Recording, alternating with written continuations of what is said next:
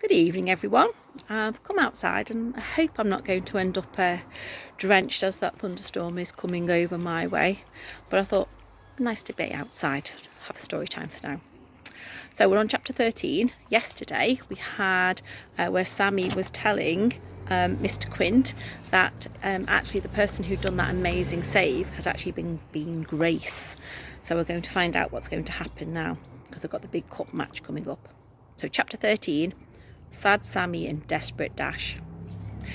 I had one day to find Grace and persuade her to see George Pace. After that it would be too late. Flanchester would have to go to the match without a goalie, or with me, which according to Mr. Pace would be worse than nothing. He wasn't very keen on the idea of using a very young, very small girl in such an important match, but as he said, he didn't have much choice. His first goalie had run away, his second had a bad foot, the third had measles, and the fourth was a useless great lump of lard. Well, that's the way he put it. I wasn't really his favourite person. He sent Brian Bovis with me.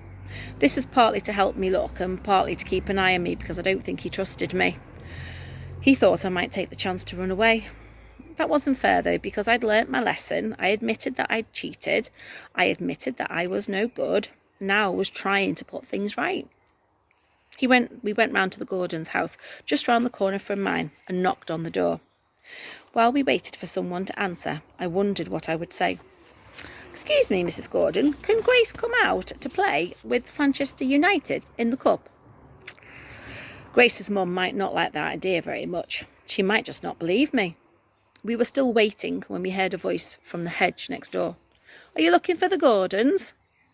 "Yes, we are."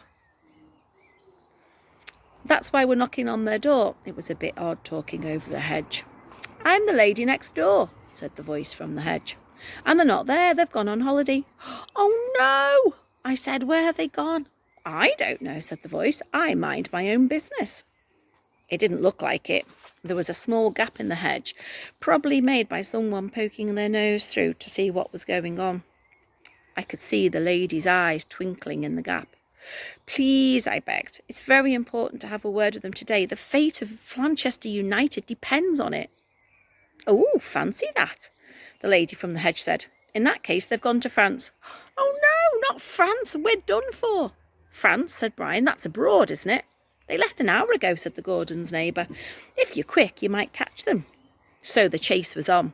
We dashed up the garden path and jumped into the first taxi we saw, shouting, "Take us to the airport, quick!" just like they do in the films. "Which one?" asked the driver. Oh, they don't do that in the films. They always know which one. We dashed back up the garden path and had a quick word with the hedge and bundled back in the taxi. "Gatwick," we said.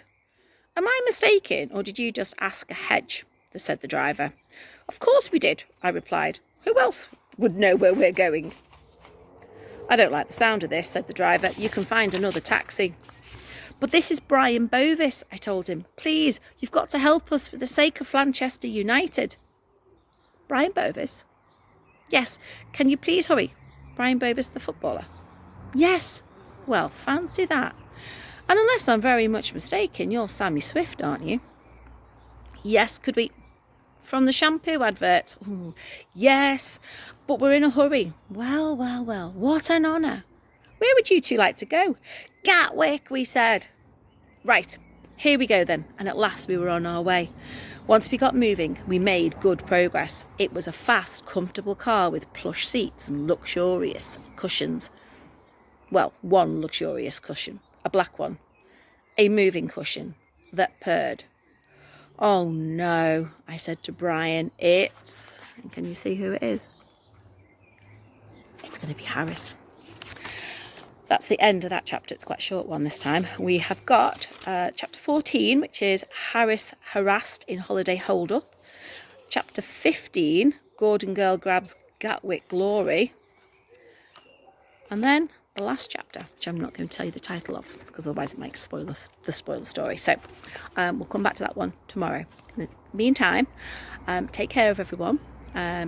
Be kind and stay safe. Bye.